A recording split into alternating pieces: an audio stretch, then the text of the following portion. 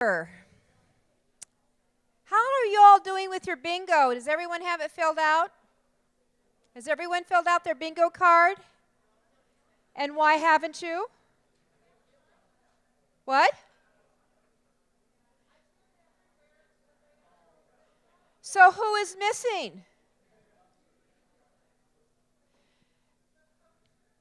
Bingo, bingo. Who is got their bingo card all filled out and turned it in? Who's going to win a pass to next year's extravaganza? Bingo. Anybody? You haven't visited every exhibitor then. You haven't asked their, remember there's exhibitors in the hallway.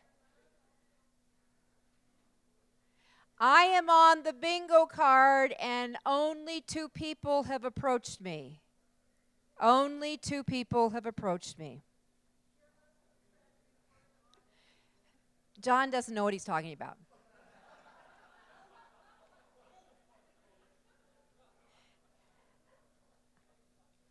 All right. You all want to know who the poacher is? It's me. When I was so broke, and we lived on $10 a month, and I had a baby, we used to poach to feed our family. And at one time, we had 31 deer hanging in a garage. I hate venison. I am a poacher. All right, so you can all put me down, put JB on that. Get your bingo cards in if you want to play the game. The amazing Amy Collins has so many hats that she wears.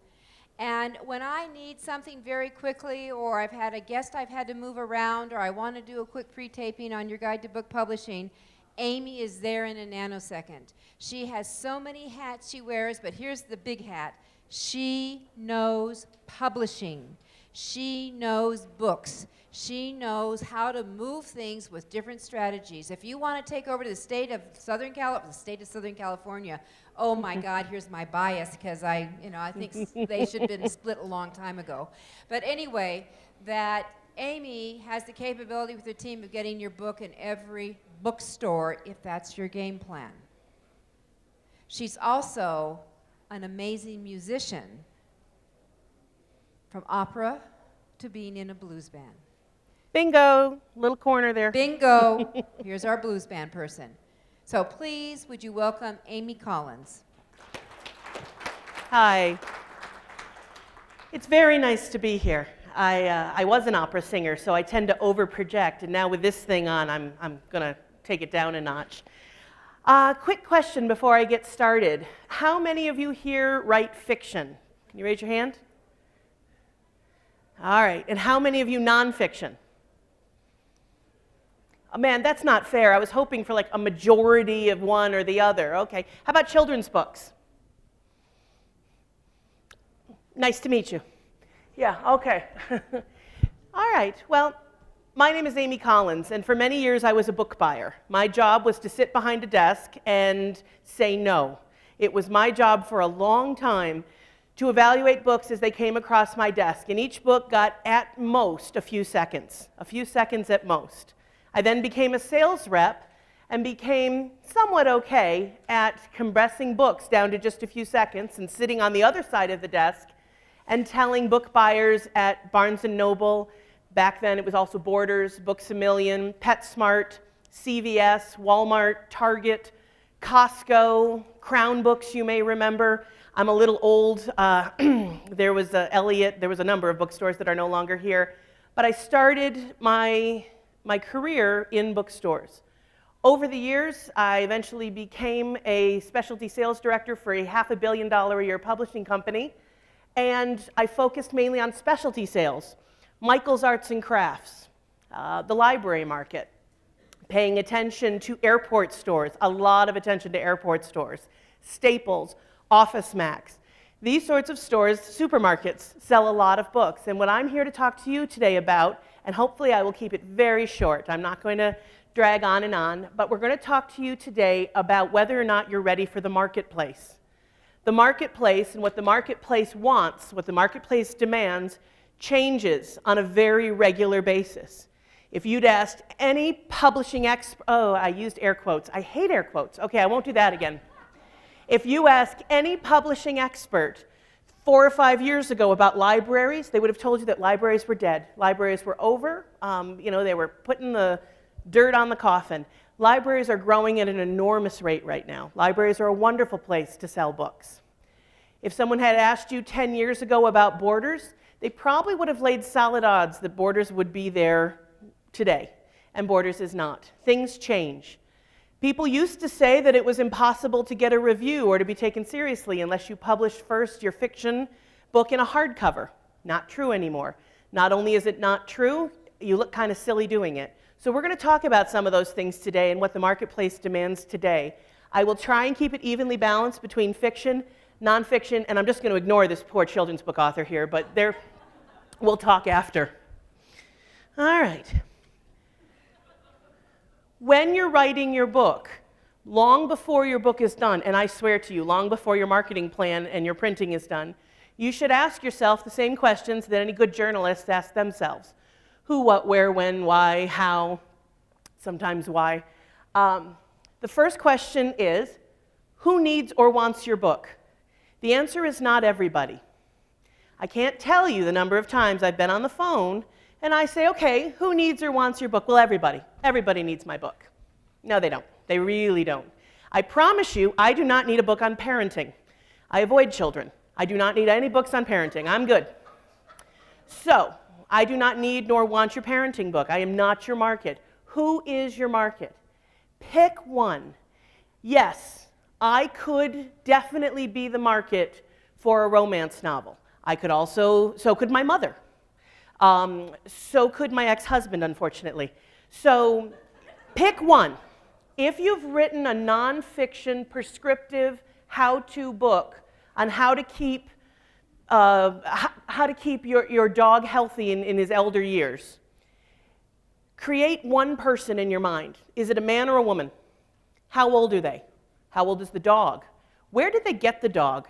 Is it a rescue or was it a breeder? And how much money do they spend on this dog? Do your research. Create a person in your mind who wants or needs your book. Yes, I will be that person. I don't have a picture of my dog with me. That's a nice touch, Penny. But I would be your market for that. I have elderly dogs. I am 40 years old. I have a rescue, and my dog is getting older. I'd be a perfect market for that book. I may or may not be the person you're thinking of when you're writing your book, but you should have someone in mind. And you should definitely have her in mind or him when you're creating your marketing plan. Why will they buy the book? I can't tell you the number of books who come across my desk that are awesome. They are well written, they're well researched, they're exactly what everyone needs, and no one's going to buy it. I can tell you from data. There's a lot of things that I know in my gut, but I don't share those things. The only thing I share from these stages is what I know from data, the facts and my experience. I don't have a lot of experience talking to groups like you. Truthfully, I'm a little nervous at the moment. My Facebook friends right now are all flooding my page with, good luck and you'll be great and don't throw up, and because they know how nervous I get talking in front of groups. But why will you buy a book as opposed to just flip through it on the shelf? Why would you buy a book on a particular topic instead of read a magazine article about it? There's tons of topics that people do not buy books on. My experience and the data will show that most parents do not buy books on keeping their kids safe on the internet. Terrific topic. Every parent should buy a book on it. They don't. I don't know why, but I can tell you they don't buy books on it in bookstores at all. They read magazine articles about it. They read online articles about it. They go to PTA meetings about it, but they will not buy a book on it. So I want you to do your research, and if you don't know how, hire someone, preferably 5'5", red-haired, to help you. But Penny talked about BookScan. Absolutely. Book Industry Study Group. There's a lot of places where you can go, but find out who's going to buy your book and whether or not they will before you spend all your money marketing it and publishing it. How will they hear about your book? Will it be word of mouth? Will they be searching on Amazon? Will it be a book club suggestion? Will a librarian have a stack of them? Will there be a display? Will they be walking by an airport bookstore and see a big poster with your face in the book? How will they hear about your book? Not how are you going to promote it, because there's tons of people who will tell you how to promote your book. I want you to think about the 45-year-old pet owner, and how is she going to hear about your book? Think about, really, where is she? Does she listen to the radio? And if she's listening to the radio, is it in the car? Does she watch TV? What does she watch? What does she read? I have my own personal opinions, but no data behind it, so we'll leave that alone. Where will they find your book once they hear about it? I was talking to a really cool lady yesterday. She'd signed up for one of my sessions, and she has written, actually, she's in the process of writing more than one, but she's just putting the finishing touches on a book that will allow business owners who are so frustrated and discouraged with their lives and their business to be able to integrate their Christian principles and their spiritual life with their work life. She has 15 principles directly from the Christian faith, and integrating them into their work life and into their businesses will allow them to rekindle, I believe, if she's here, I believe that's the thing. There you go, hi, to rekindle the joy and the purpose in their work. It was an awesome idea. She priced it at $24.95. I said, oh, that's too expensive. A nonfiction book about, I mean, come on, a business book at this day, maybe $17.95. So, because I never go with my gut, I check the data, I went on Amazon. And we looked at the best-selling books in her category.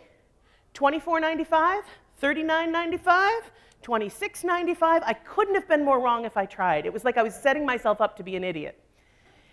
So when we say, where are they going to find this book? Her book does not belong in a bookstore. There's very few libraries that have $25 for a paperback. There's very few booksellers who think that's a good idea.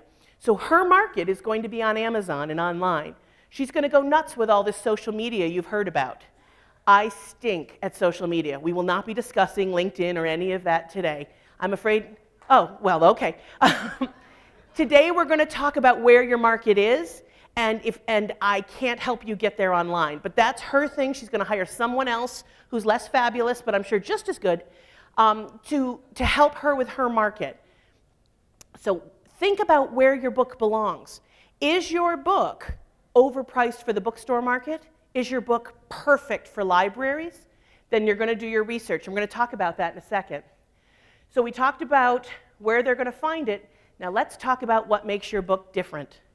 You've heard about your elevator speech. You all know what makes your book wonderful.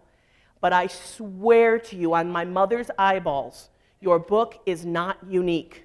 I swear to you.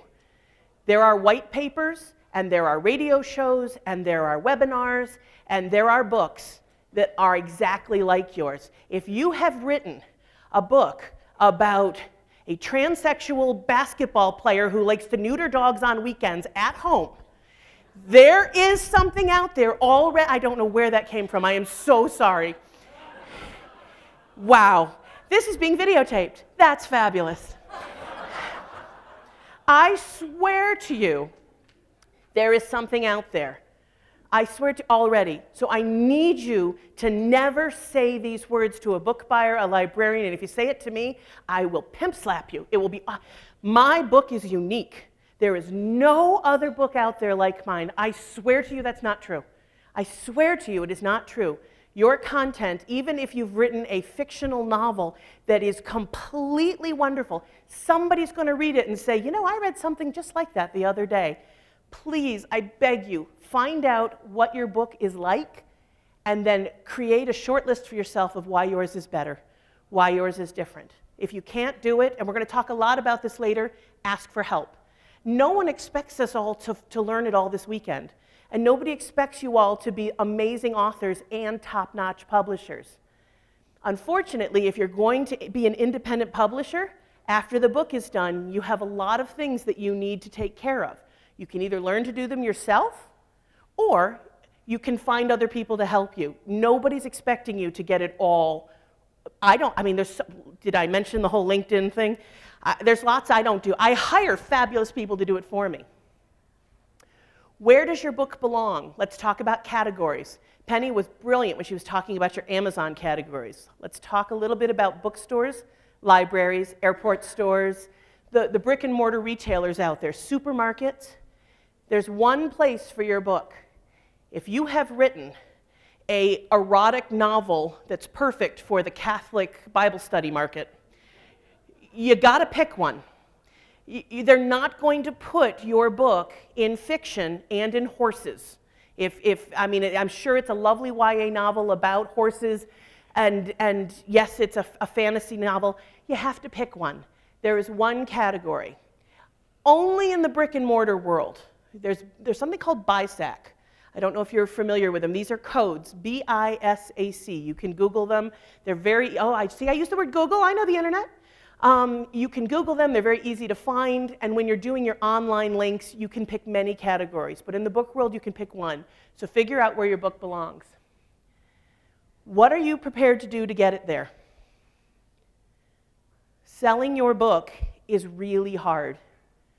Picking up the phone and calling bookstores, libraries, airport stores, your local pet shop is hard.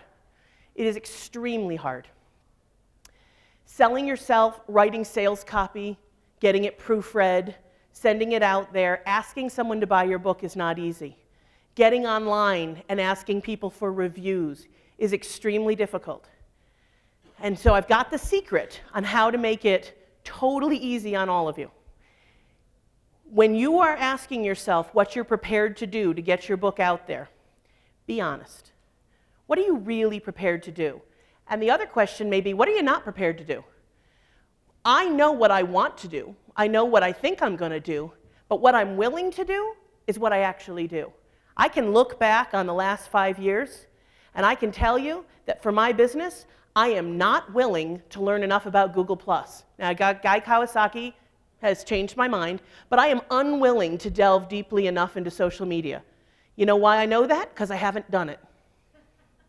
13 years ago, I wrote a self-help book, which is adorable because I gotta tell you, nobody wants my advice in real life. Nobody. It sold tens of thousands of copies. It was published by a big house. It was awesome. It was all on reducing stress, which is also hysterical because I'm the most frenetic person I know. And here's what I'm not willing to do to promote my book.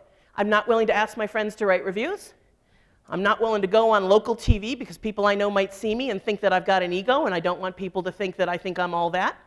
I apparently am unwilling to do much promotion on my books. I have not written a book since. I love writing. I love giving my advice. I am never so happy as when I'm talking. Right now, happiest I've ever been. You're all listening.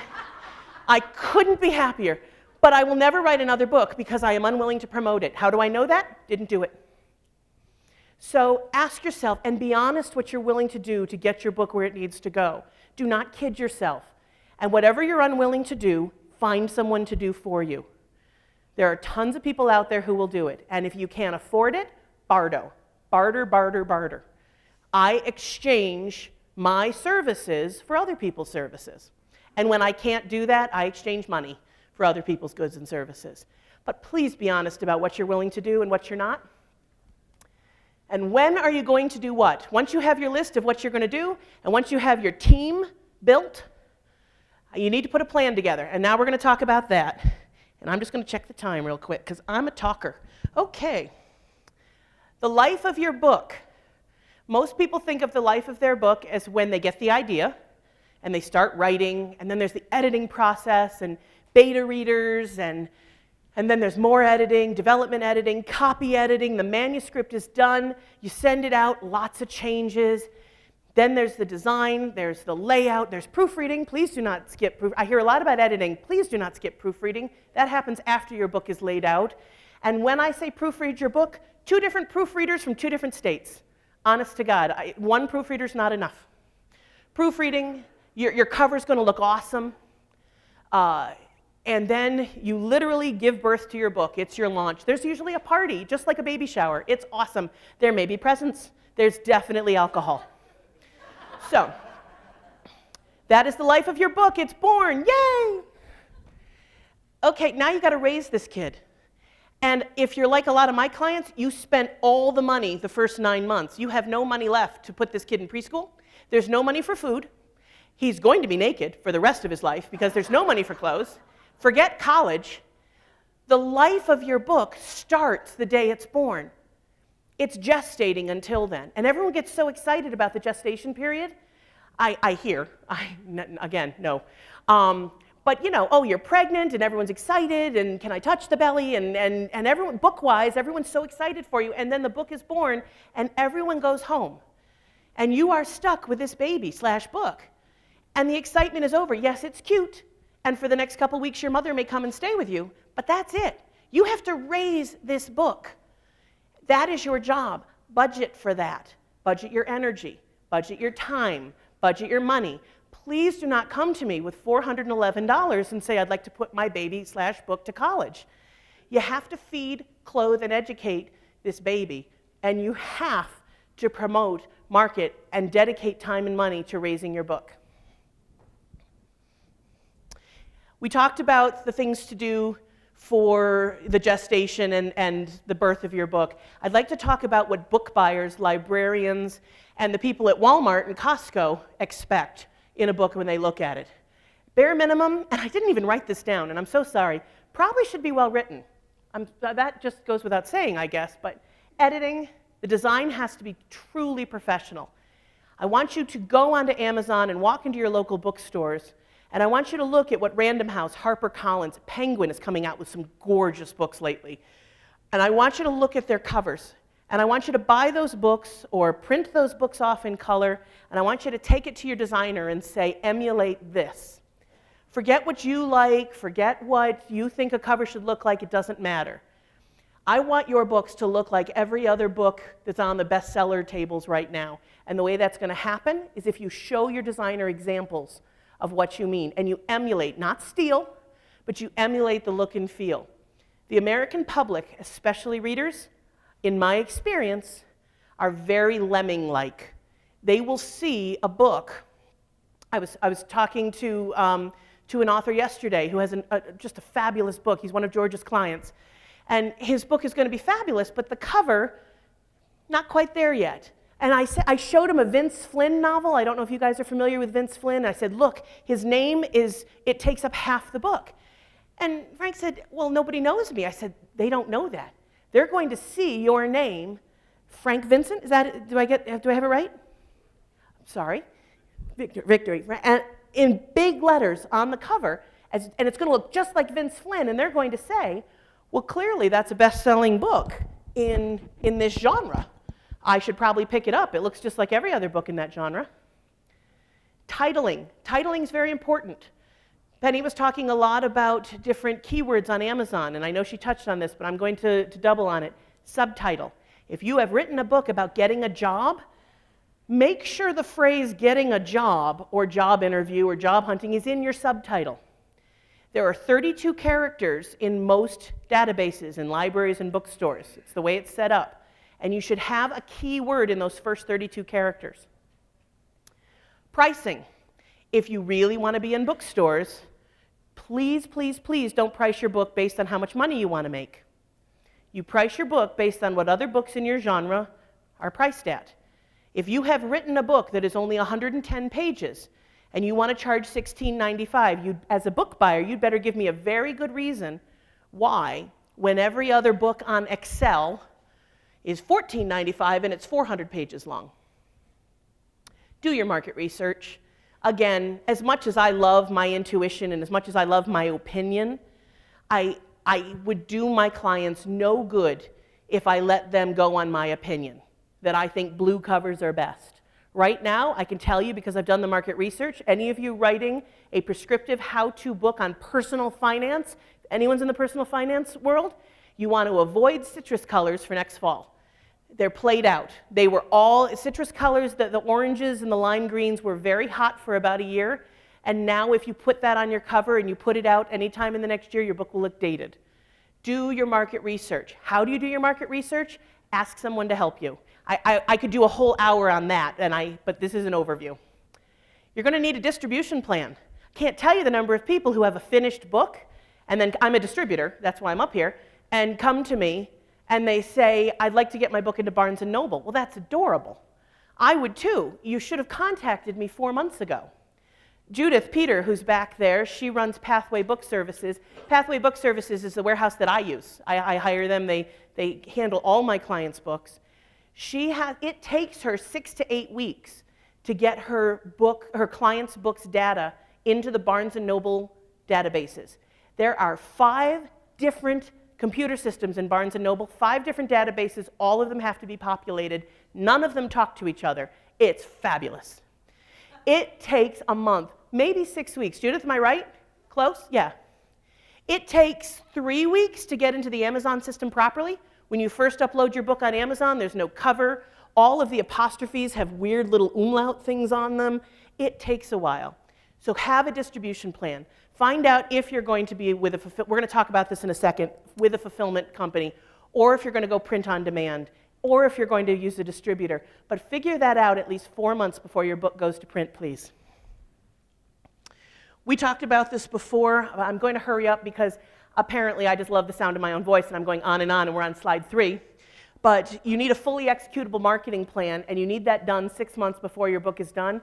And as I mentioned about the baby needing to be clothed and fed, you need a marketing plan that goes at least 12 months. You are independent publishers. You don't have to get it all done in the first 90 days, I promise you. But you have to keep going. It is not okay to put your nose to the grindstone, shoulder to the wheel, whatever, for 6 weeks, and then say, well, I tried. I did it. Yep, I worked really hard, and my friends didn't review my book, and I only sold 30 copies on Amazon. It's over. No, you raise the kid. Don't give up. All right, we talked about a distribution plan. For those of you who do not understand, and most of you I'm sure do understand the difference, but I get asked this question a lot, so I'm just going to take 1 minute and talk about the different terms. You've heard a lot, I think, about Ingram and Baker and Taylor. Ingram and Baker and Taylor both have the word distribution in their name. They are not technically distributors for you. Yes, they'll distribute a bigger house, maybe yours, but for the most part, they are wholesalers. They work for the bookstores and libraries. The bookstores and libraries are their customers. They will order a few copies of a book, and it will sit in a big warehouse, either Laverne, Tennessee, or out in Utah, or up in New Jersey, and it will sit there. And when a bookstore needs a copy of that book, they jump right up and they say, yes, sir, and they ship it out, and it's there by the next day. They work for the bookstores. They don't work for you. They're not distributors. They're wholesalers.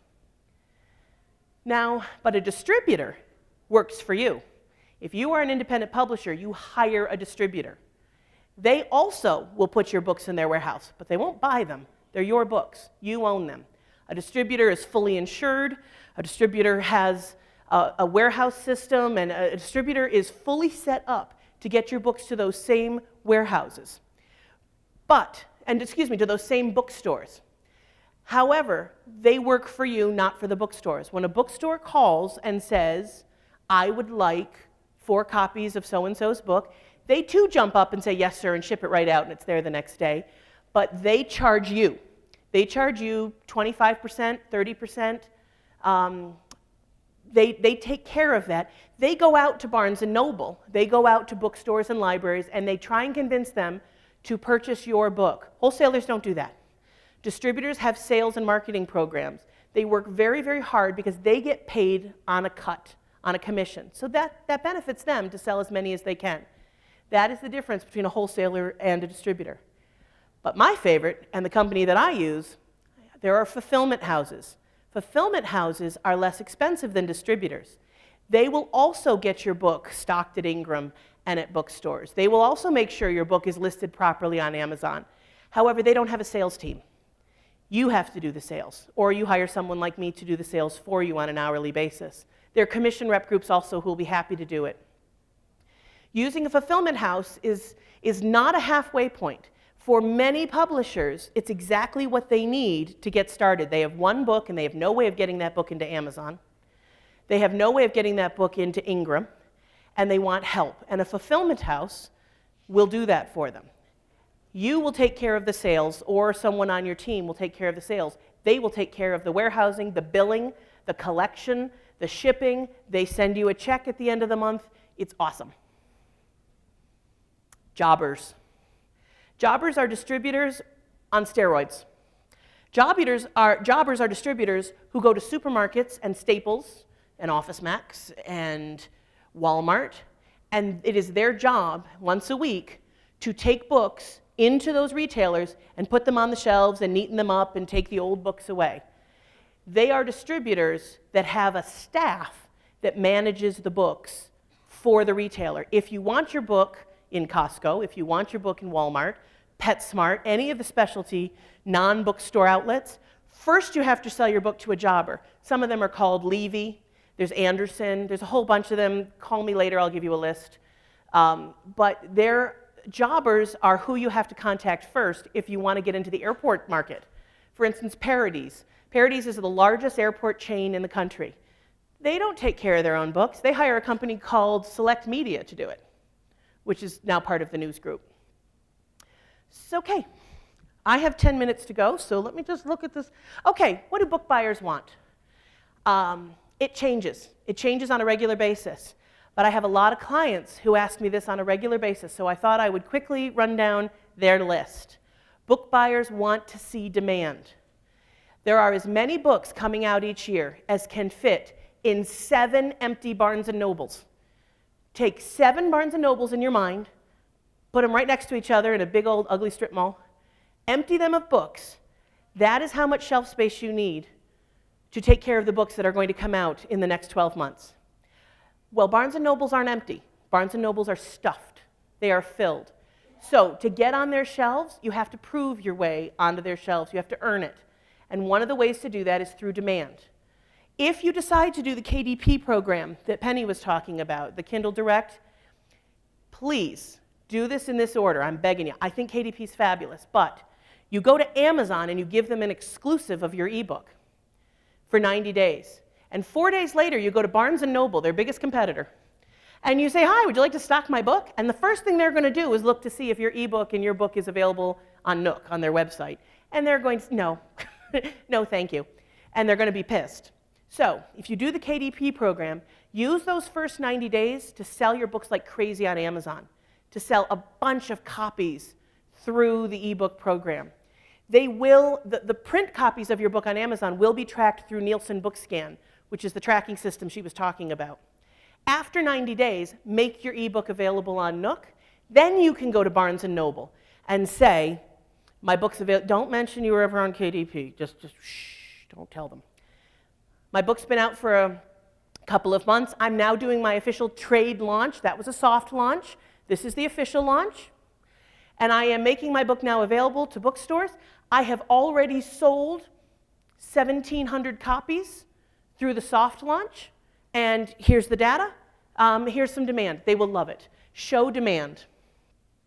Make sure that what you send Books A Million or Staples isn't just a copy of your book with black and white printed 20-pound paper folded in half and jammed into between pages 200 and 202. Please, nice folders, spread out, full-color copies. You have one chance to make a good impression. They see a lot of books a day. I am not exaggerating. When I was a book buyer, I saw well over 400 books a day on average. 400 books a day. You know the books that got my attention? The pretty ones. I'm sorry. What your book looked like was so much more important to me than what it said. And I'm not alone. I'm telling you that I'm an average buyer. So please make the package adorable. Or if it's a business book, impressive. Your presentation and your marketing in these kits, please make sure that you send to the buyer a full marketing plan. I'm doing this online, I'm doing that with social media, I've hired author marketing experts, I've hired the Cadence group to do this, I've reached out to, I'm looking at signs now, I'm going to do newspaper ads, there's going to be reviews, I'm reaching out, my plan is to reach out to over 100 bloggers and to guest post on 5 blogs a week.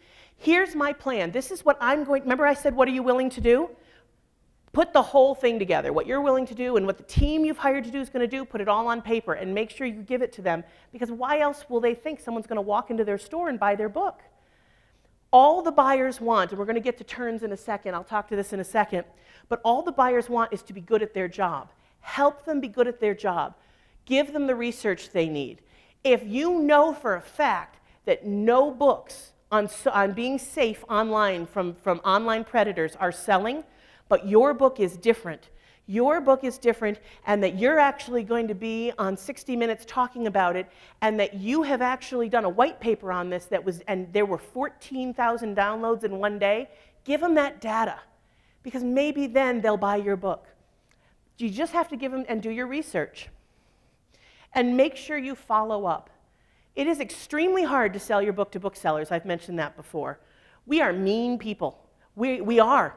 We're mean, and we have to be cruel, and some of us like it. We don't even do it unwillingly. But here's the secret to book sales. As hard as it is, as uncomfortable as you are, as egotistical as you think it makes you look, as embarrassing as it is, as hard and as heavy as that phone is, it's 20 pounds, I know. Do it anyway. Successful authors do it anyway. Failures don't. I hate to get on a plane. In 1991, I was on a plane that fell down very fast into the Potomac River. Yeah, I hate getting on planes. I do it anyway. I'm scared of people. All my jokes aside about loving this moment, I'm sweating so bad you guys are dying. I'm dying here. That's why this is here, to cover it all up. I am terrified of people. I am so shy. I really am. But I do it anyway. I've trained myself to get on planes and to talk to you people, especially you. Your face is lovely. I've been looking at it the whole hour. She's like, oh, she's nice. I have trained myself to do it anyway. If I can get on a plane in Albany, New York, and fly to Denver and talk to you while desperately having to pee because I'm so nervous, you can pick up the phone and call Books A Million. I swear to you. It is not that hard. Nobody's going to yell at you. You will not die. Do it anyway. Sorry. So they're going to say no after you do it anyway. They will. They're going to say no at first. They say no to me, and I'm charming. They say no to me all the time. 82% of my clients' books get into Barnes & Noble. 100% of my clients' books get into libraries and to the independent market, and every single one of them says no at first. So this is what we do. We accept that maybe they're just being jerks. Maybe, but we work around it. And that it's easy to say no. Please remember that your book buyers get to keep their jobs if they do a good job, and they are judged by turns. Turns is the number of times that their category turns over in a given quarter. Depends on the book. If it's a pet section, it only has to turn twice a year. That means that all the books in that, if there's 42 titles in that section, 42 copies have to sell in 6 months. And if they sell more than that, they're judged as doing a good job. They get a bonus. They don't get fired. It's awesome. If they do not turn, there's data that they have to balance. If they do not sell enough books out of their section, they are judged as stinking at their job, and then they're fired. So please understand that you may get a no not because your book isn't awesome, but it may not fit their idea of what they need to do to be successful at their job. And you can get around that. We'll talk about that in a second. You may not have shown them enough proof for them to think that it's okay to take this risk. Maybe, what did I say, a cross-dressing basketball player who likes to neuter dogs at home on the weekend for fun and profit book they may be uncomfortable with this topic, and you may not have shown them enough proof that there's need for it. You can fix that. Shelf space is extremely limited. So what do? Whatever the answer is, you send, in my opinion, a handwritten thank you note. An email's fine if you don't. I do handwritten, but email is just fine. A lovely thank you. No yeah buts. No, you don't understand. Thank you. Thank you so much for taking the time. I hope you have a lovely day. Done. You can always hit them later, but send them a thank you note. They never get them. It makes an impression. Then send them regular updates about your successes elsewhere. If you've convinced 3 gift stores in your local area to carry your books and it's turning, let's say there's 5 copies and they're turning on a regular basis, send that information to the buyer. If you're going to be on Fox and Friends in the morning, send that information to the buyer. You've sent them a lovely thank you note. They no longer are scared of you. They know you're not crazy. Except for you. You look a little near the eyes, something.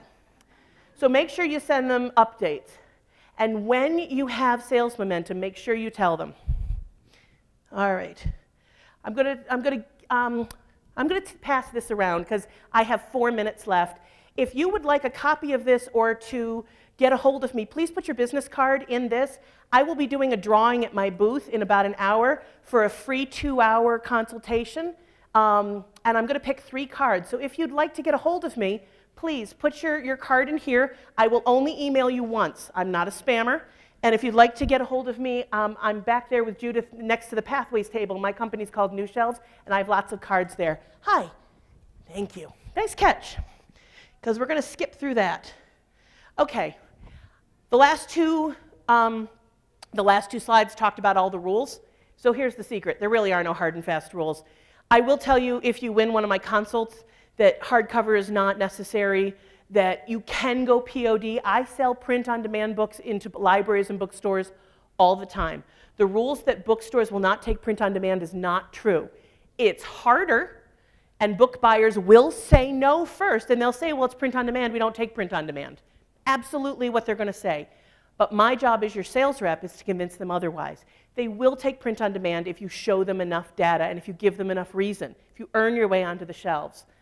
Do your homework. I know I've talked a lot about research, but it's so important.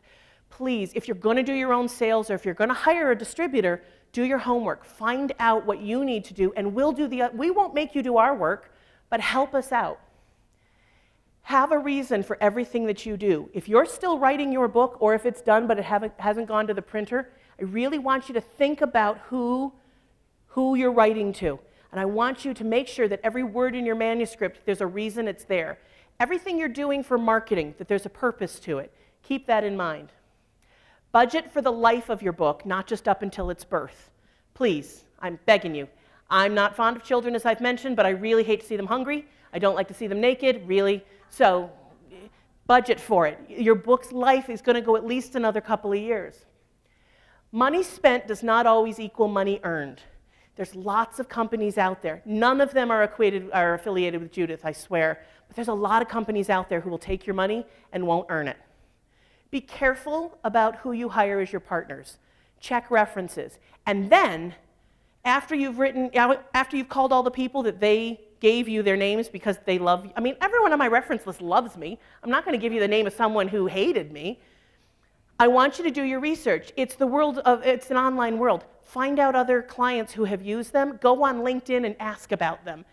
Get some references, ask about people, do your homework. Do not spend money just because someone looks good in green, although it's a good reason. And you don't have to know everything. You don't have to even remember 92% of what you heard today. I talk really fast, and then there's the whole having to pee thing. So I'm begging you, if you don't remember something, if you don't know something, ask. None of us know. There's tons of people I'm going to be asking questions of. None of us know everything. I hope to see you around. I'll be here until 1 o'clock. I have to fly back to New York for a thing tomorrow, but I will be pulling your names, and my cards are here on the stage and by my booth, and I would love to hear from you. Thanks. That's how to reach me.